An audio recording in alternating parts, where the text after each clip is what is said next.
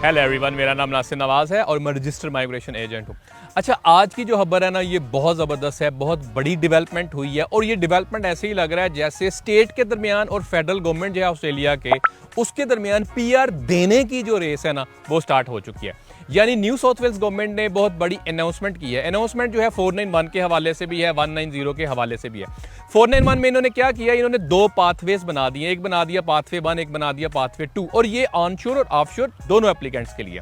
Pathway 1 के अंदर इन्होंने दो स्ट्रीम्स बना दी। एक स्ट्रीम इन्होंने बनाई है स्ट्रीम ए के अंदर इन्होंने ऑनशोर के लिए रखा है, वही सारी कंडीशंस हैं, यानी आप डायरेक्ट आरडीए को जो है अप्लाई कर सकते हैं और इसमें आप जो है लेके चल सकते हैं। आपने जो भी आप 1 साल से काम कर रहे हो, फुल टाइम काम कर रहे हो और 53,900 ही आप कमा रहे हो और उसके हवाले से जो चीज़ें जो है ना वो आप लेके चल सकते हैं। अच्छा, इसके अलावा जो है एक ही आपने एम्प्लॉयर के साथ जो है ना काम करना है। तो ये सारी वो कंडीशंस हैं जो ऑलरेडी मौजूद हैं और एक ही एम्प्लॉयर के साथ जो आप काम कर रहे हो, ये ऑनशोर के लिए।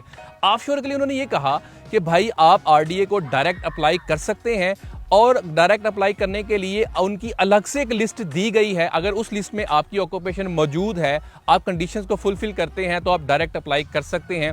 ये ऑफशोर के लिए भी है और ऑनशोर के लिए भी है। आपने इस्टेब्लिश ये करना है कि आपकी जो ऑक्यूपेशन है ना वो रिक्वायर्ड है उस आरडीए के अंदर, तो आप अप्लाई कर सकते हैं। अच्छा, जो पाथवे 2 है ना, ये बड़ा मजे का है। पाथवे 2 के हवाले से ये कि डायरेक्ट आपने न्यू साउथ वेल्स गवर्नमेंट को जो सेंटर है उसको अप्लाई करना है और न्यू साउथ वेल्स गवर्नमेंट जो है वो ही आपको नॉमिनेट करेगी, आपको प्री इन्विटेशन वगैरह भेजेगी और कहेगी कि फलां आरडीए में आप अप्लाई कर लें।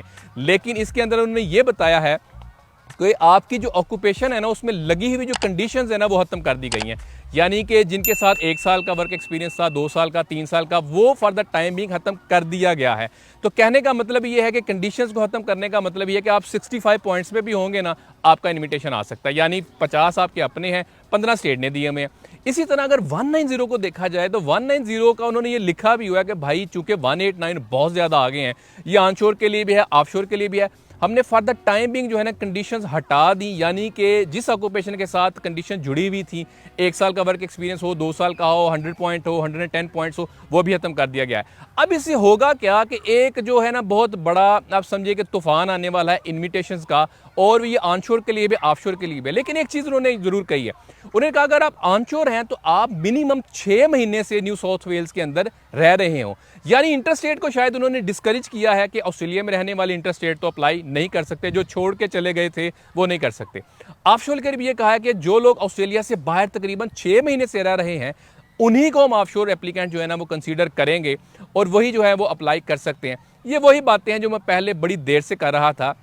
न्यू साउथ वेल्स का हमेशा से ये शेवा रहा है कि पॉलिसी को बड़ा सख्त लेके आएंगे और शुरू में ये कहेंगे भाई बड़े सख्त अफसर ने जनाब, इन्होंने ये करना है कि ये तो नहीं छोड़ेंगे। जैसे मैं पहले भी कहता रहा कि इनका पैटर्न नहीं है, 365 डेज ही इन्विटेशन देते हैं। तो होगा क्या कि आइंदा आने वाले दिनों में, मुझे ऐसे लगता है, मेरी फीलिंग है कि शायद दिसंबर में ही कोई ना कोई इन्विटेशन राउंड आए, ऑलरेडी एक आ चुका है। तो keep an eye, this is right time to apply. अगर आप कर सकते हैं ना तो भाई इसको अप्लाई कर दें, आपका चांस भी बन सकता है। हमें सपोर्ट करने के लिए, हमारे चैनल को सपोर्ट करने के लिए सब्सक्राइब करें। Thank you.